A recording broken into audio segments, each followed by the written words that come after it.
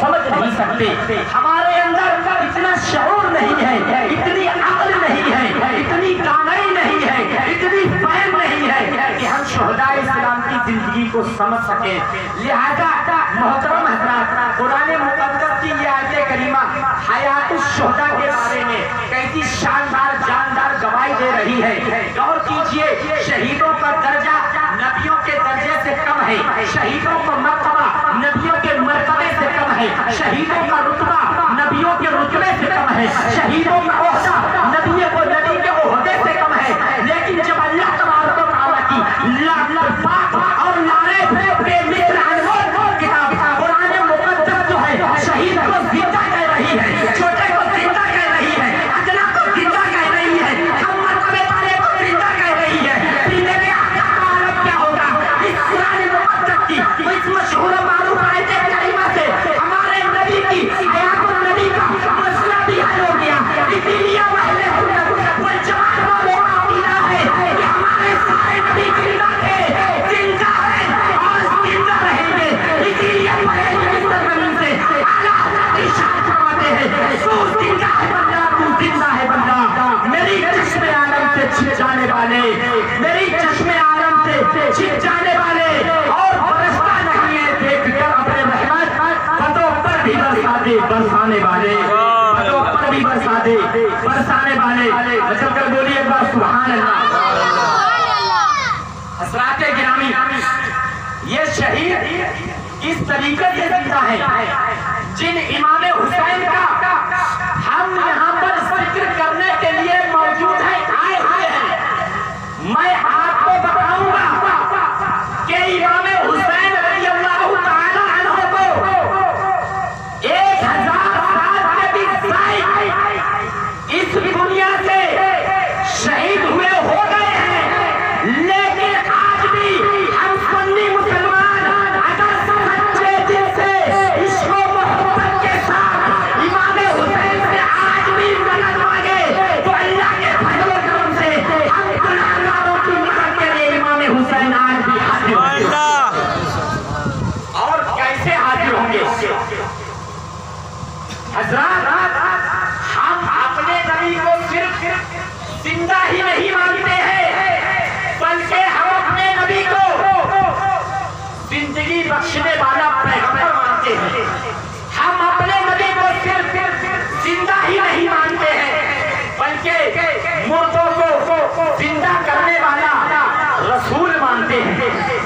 इसलिए कि कुरान कह रहा है शहीदों को मुर्दा न कहो, जिंदा कहो। इसलिए कि मुर्दा वो होता है जिसमें ना कुछ लेने की सलाहियत होती है और ना अपना फैज देने की सलाहियत होती है। मुर्दा वो होता है जिसको जहाँ पर लिटा दिया जाता है वहीं पर लेटा रहता है। लेकिन जब शहीदों की बारगाह में हम गुनाहगार जो है अकीदत और मोहब्बत के तौर पर इमाम हुसैन की बारगाह में जो कुछ भी नजराना अकीदत पेश करते हैं, कसम खुदा की इमाम हुसैन हमारे इस नजराने को अपनी बारगाह में कबूल फरमाते हैं और हम गुलामों को अपने फैसले से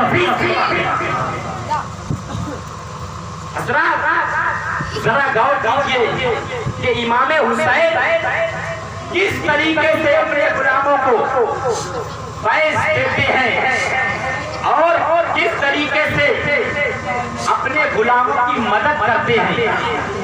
मैं आप हज़रात के सामने एक वाक़या गोशो गुजार करता चलूं और बड़ा धीमी आवाज में आप हज़रात इस वाक़ये को समाप्त फरमाएं कि जिनकी महफिल हमने सजाई है, जिनका जिक्र करने के लिए हम यहाँ पर आए हैं, मौजूद हैं, इमाम हुसैन से हमारे दिलों के अंदर मोहब्बत है।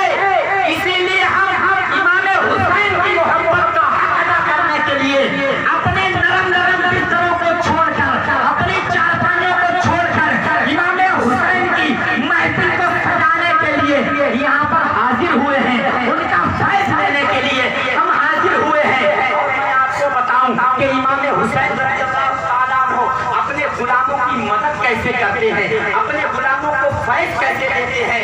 यही हिंदुस्तान की सरजमीन है, यही उत्तर प्रदेश यानी यूपी का सूबा है। और यूपी के सूबे में एक कस्बा पड़ता है जिसे जौनपुर कहते हैं। ये वो जौनपुर है कि जिसके अंदर कानून शरीयत के मुसन्निफ अल्लामा शमसुद्दीन साहब रज़वी अलैहि रहमतुल्लाह व रिज़वान का मज़ार पुर अनवार है और वहीं पर आपका एक मदरसा है। और यही जौनपुर की सरजमीन है। आप जौनपुर की सरजमीन पर एक मुसलमान औरत और एक मर्द यानी शौहर और मर्द आदमी और मर्द दोनों रहा करते थे। और उन दोनों की शादी को तकरीबन पूरे 10 साल गुजर चुके। जब 10 साल शादी को गुजर गए उनके यहाँ पर कोई औलाद नहीं हुई। अब उस औरत के ससुराल वाले अजीज़ो अक़ारिब रिश्तेदार उसको ताना देने लगे कि ये कैसी औरत है, ये बांझ औरत है, ये 10 साल हो चुके हैं अभी इसकी गोद नहीं भरी है और इसको कोई औलाद नहीं हुई। आप इस दुनिया का जायजा लीजिए कि आज भी ऐसे लोग मौजूद हैं कि शादी होने के बाद अगर साल 2 साल 3 साल तक अगर किसी औरत को बच्चा ना हो तो लोग आपस में बातें करते हैं। औरतें एक दूसरे के कानों में फुसुर करती हैं कि फला की औरत फला की बहू की 3 साल शादी को हो गई, 5 साल शादी को हो गई, अभी उसके यहाँ कोई औलाद नहीं हुई है। वो औरत जौनपुर की रहने वाली कहती है कि मेरी शादी को पूरे 10 साल गुजर गए और 10 साल गुजर जाने के बाद मेरे यहाँ कोई औलाद नहीं हुई। मेरी ससुराल वाले मेरे जो है मेरी सास और ननद भाभी वगैरह देवरानी जेठानी वगैरह मुझको ताना देने लगी कि तू तो बांझ है, तेरी शादी को 10 साल गुजर चुके हैं, तेरे यहाँ कोई औलाद नहीं हुई। और वो औरत कहती है कि मैंने 10 साल के अंदर कोई हकीम कोई डॉक्टर ऐसा ना छोड़ा, हर डॉक्टर ने मुझको लाइलाज कर दिया और हर जगह से मैं मायूस हो गई। फिर मेरे दिल में ख्याल आया, हर जगह से जब मैं लाइलाज हो गई, मुझे लाइलाज कर दिया गया, मैं मायूस हो गई, क्यों ना आशूरे के दिन इमाम हुसैन का सदका मांग लिया जाए। सड़क पर बोलिए सुभान अल्लाह।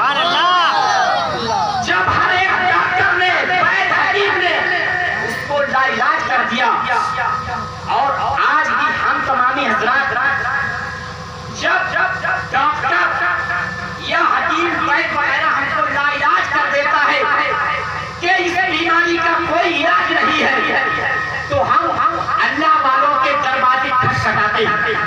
कभी बरेली शरीफ, कभी बदायूं शरीफ, कभी महाराजा शरीफ, कभी कानपुर शरीफ, कभी अजमेर शरीफ मज़ारों पर दौरा करते हैं, हाजिरी देते हैं। क्या है साहिब मज़ार खुदा के फजल व करम से हमें हर एक तबीब ने हर एक डॉक्टर ने लाइलाज कर दिया। हम अपनी खाली झोली को तुम्हारी बारगाह में लेकर आए हैं। अल्लाह के मुकद्दस बाबा तक बनी हम खाली झोली को लेकर आए हैं। अल्लाह के फजल व करम से हमारी झोली में कुछ सदका डाल दीजिए और मेरी झोली को भर दीजिए। इसी तरीके से उस औरत ने 10 मुहर्रम के दिन ये मन्नत मांगी कि ऐ ज़हरा के लाल अली के लहज़े जिगर मोहम्मद रसूलुल्लाह के आंखों के तारे ऐ इमाम हुसैन, अगर मेरे शादी को 10 साल हो चुके हैं, मैंने उम्मीद छोड़ दी है कि अब मुझे औलाद नहीं होगी, लेकिन मेरे दिल की आस्था किरण अब जागी है।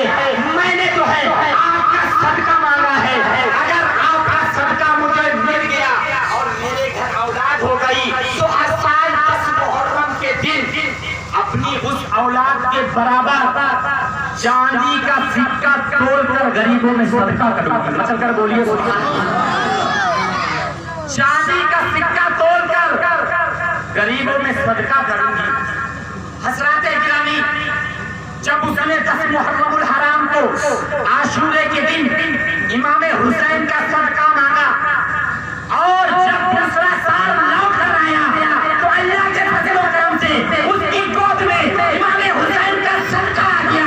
अल्लाह तबारक व तआला ने उसकी गोद को हरा भरा इमाम हुसैन के सदके में। अब जब उसके यहाँ एक हसीनो जमील खूबसूरत सी औलाद पैदा हुई, अब जब 10 मुहर्रम का दिन यौम आशूरा का दिन आया तो उस औरत ने अपनी उस औलाद को तराजू के एक पल्ले में रखा और दूसरे में जो उस वक्त चांदी का सिक्का चलता था एक पल्ले में उसको रखा और अपनी औलाद के वजन के बराबर उन चांदी के सिक्कों से अपनी औलाद को तोला और वजन करने के बाद उन सिक्कों को गरीबों में बांटा और कहती रही, ऐ गरीबों लूट लो इमाम हुसैन का सदका, ऐ गरीबों लूट लो प्यासे मासूम अली असगर का सदका, ऐ गरीबों लूट लो अब्बास रमजान का सदका, ऐ गरीबों लूट लो नबी करीम का सदका, ऐ गरीबों लूट लो अबू बकर वाले का सदका, ऐ गरीबों लूट लो ज़हरा के नाम का सदका, ऐ गरीबों लूट लो इमाम हुसैन का सदका। अब तो हर साल 10 मुहर्रम के दिन तराजू में एक तराजू के एक पल्ले में अपने औलाद को बैठाती थी और एक पल्ले में उन चांदी के सिक्कों को रखकर तौला करती थी और वजन करने के बाद गरीबों में बांट दिया। बांटते बांटते कई साल गुजर गए। उसी औरत के पड़ोस में एक गैर मुस्लिम औरत रहा करती थी। आप देखिए कि इमाम हुसैन के हम आशिक हैं और जब उनको दिल से पुकारते हैं तो इमाम हुसैन हमारी मदद करते हैं और अगर कोई गैर मुस्लिम सच्चे दिल से इमाम हुसैन को पुकारे तो इमाम हुसैन उस गैर मुस्लिम की भी मदद करते हुए नजर आता है। अब उस औरत के बराबर में सुनार की औरत रहा करती तो सालों से ये माजरा देखती रही कि मेरी पड़ोसन हर साल 10 मुहर्रम के दिन यौम आशूरा के दिन एक तराजू मंगाती है, उस पर अपनी औलाद को बिठाकर एक तरफ चांदी के सिक्के को रखकर वजन करती है और वजन करने के बाद उनको गरीबों में सदका करती है। तो औरत एक दिन जो है उस मुस्लिम औरत के करीब आती है, घर जाती है और आने के बाद कहती है, बहन ये माजरा क्या है कि तू हर साल 10 मुहर्रम के दिन अपने औलाद के वजन के बराबर चांदी के सिक्का गरीबों में तकसीम करती है। वो औरत कहती है, ऐ बहन सुन, मेरे शादी को 10 साल हो चुके थे, मेरे यहाँ कोई औलाद नहीं थी, मेरी दो दुश्मनी थी, मोहल्ले वाले अभी तो अकारीब रिश्तेदार मेरी ससुराल वाले मुझको ताना देते थे, लेकिन एक दिन मैंने 10 मुहर्रम के दिन इमाम हुसैन का सदका मांग लिया। अल्लाह तबारक व तआला ने इमाम हुसैन का सदका मेरी झोली में डाल दिया और उनको खूबसूरत सी औलाद अता फरमा दी। गैर मुस्लिम औरत कहती है, आए बहन जो तेरा हाल है वही मेरा हाल। तू जब 10 साल से औलाद का रोना रो रही है, बरसों से मैं भी औलाद का रोना रो रही हूँ, मैं भी बांझ हूँ, मेरे घर भी कोई औलाद नहीं है। वो गैर मुस्लिम औरत कहती है उस मुस्लिम औरत से, आए बहन अगर मैं इमाम हुसैन का सदका मांग लूं क्या वो मुझको अता कर देंगे? तो वो मुस्लिम औरत कहती है उस गैर मुस्लिम औरत से, आए बहन जिस तरीके से इमाम हुसैन सबके हैं उसी तरीके से इमाम हुसैन के नाना सबके हैं और जब इमाम हुसैन सबको सदका देते हैं, सदका लुटाते हैं, आए बहन उन सच्चे दिल से मेरा इमाम से उनका सदका मांग के देख, अली असगर का सदका मांग के देख, अब्बास रमजान का सदका मांग के देख, वो जरूर उसको अदा करेंगे। वो गैर मुस्लिम सुनार की औरत अपने दिल में नियत करती है कि ऐ इमाम हुसैन मुझे भी अपना सदका अता फरमा दीजिए। हजरात कुछ दिन के बाद उस सुनार औरत की गोद हरी भरी हो जाती है। इमाम हुसैन का सदका उस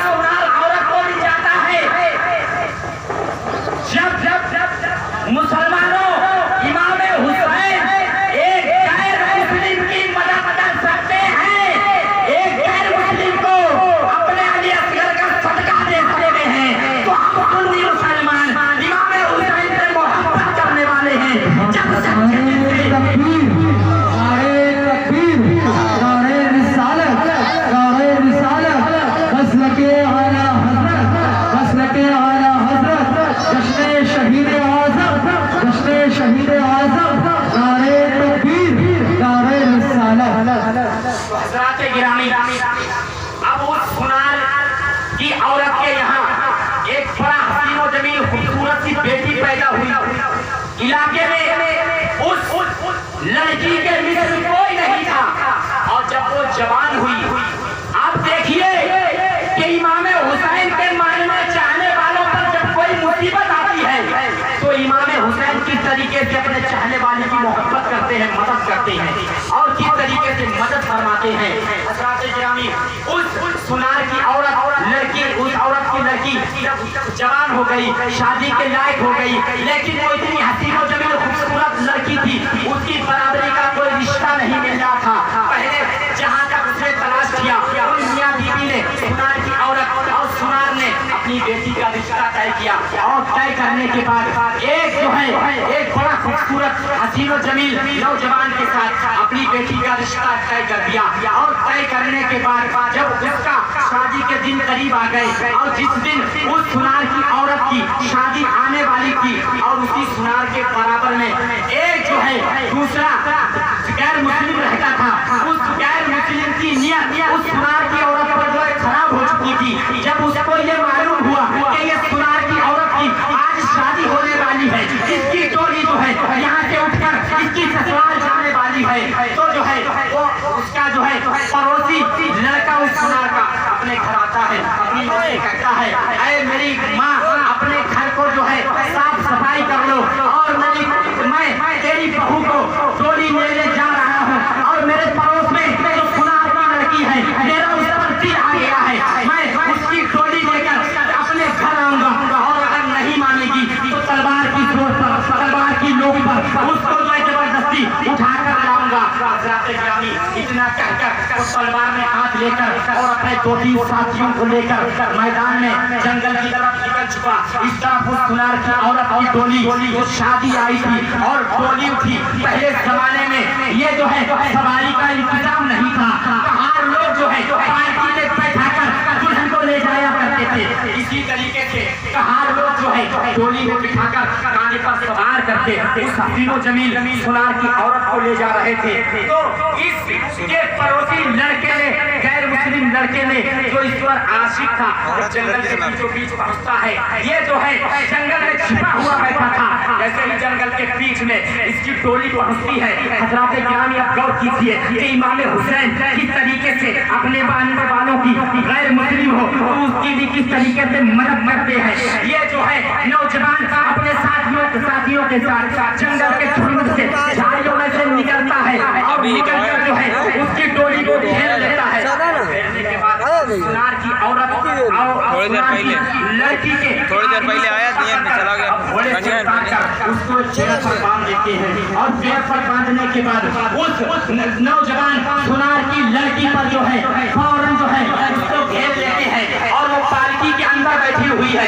तो जो है वो लड़का कहता है कि एक इसकी हिम्मत है, किसी माई के जाल में इतनी ताकत नहीं है कि तेरी टोली अपने यहाँ ले जा सके, चल मैं तुझसे शादी करूंगा। हज़रात गिरामी, अब उस सुनार की लड़की के पति को, उसके शौहर को उन जालिमों ने एक पेड़ से बांध दिया। अब ये लड़की पालकी में बैठी हुई है, और पालकी में बैठे बैठे ये जालिम कहते हैं कि मैं तेरे शौहर को जान से खत्म कर दूंगा, जान से मार दूंगा, तेरी टोली को उठाकर मैं अपने घर, मैं अपने आंगन में ले जाऊंगा। जरा गौर कीजिए, जैसे ही उसके आदमी को इन जालिमों ने पैर से बांधा, वो सुनार की लड़की अपनी टोली के अंदर बैठी हुई इमाम हुसैन को पुकारती। उस जंगल में इमाम हुसैन को आवाज देती है, ऐ करबला वाले, अगर मेरी इज्जत लुट गई तो सब लोग यही कहेंगे कि जालिमों ने इमाम हुसैन के सदके को लूट लिया। ऐ इमाम हुसैन, मेरी मदद कीजिए, आपके सदके से जब मैं पैदा हुई आज भी आप अपने सदके की मदद कीजिए, इमदाद कीजिए। हज़रात गिरामी, वो सुनार की लड़की अपनी टोली पालकी के अंदर ये दुआ मांग रही है। उसका आदमी, उसका शौहर पेड़ से बंधा हुआ है। अचानक क्या देखता है कि जंगल की दूसरी तरफ से एक हवा का झोंका आता है, और बहुत तेजी के साथ हवा का झोंका आता है, और सामने जैसे ही पास वो झोंका आता गया,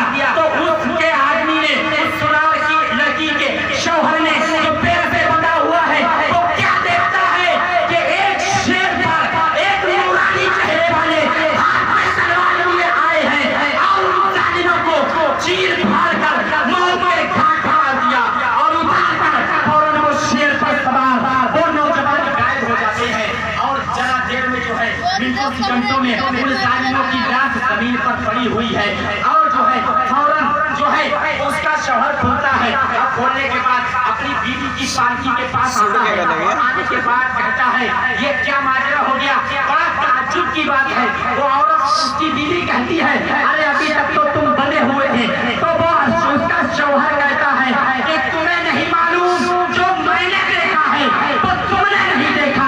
मैंने अपनी इन आंखों की निगाहों से देखा है कि उन जालिमों को एक शेर पर खूबसूरत नौजवान आए अपनी तलवार से उनकी गर्दन को कलम कर दिया। ऐ मेरी शरीके हया, तुम इमाम हुसैन का सदका जरूर हो लेकिन तुमने इमाम हुसैन को नहीं देखा। मैंने इमाम हुसैन को अपनी इन माथे की नजरों से मैंने इमाम हुसैन को इन माथों की नजरों से देखा। वो जो है औरत फौरन जो है सजदे में जाती है और जाने के बाद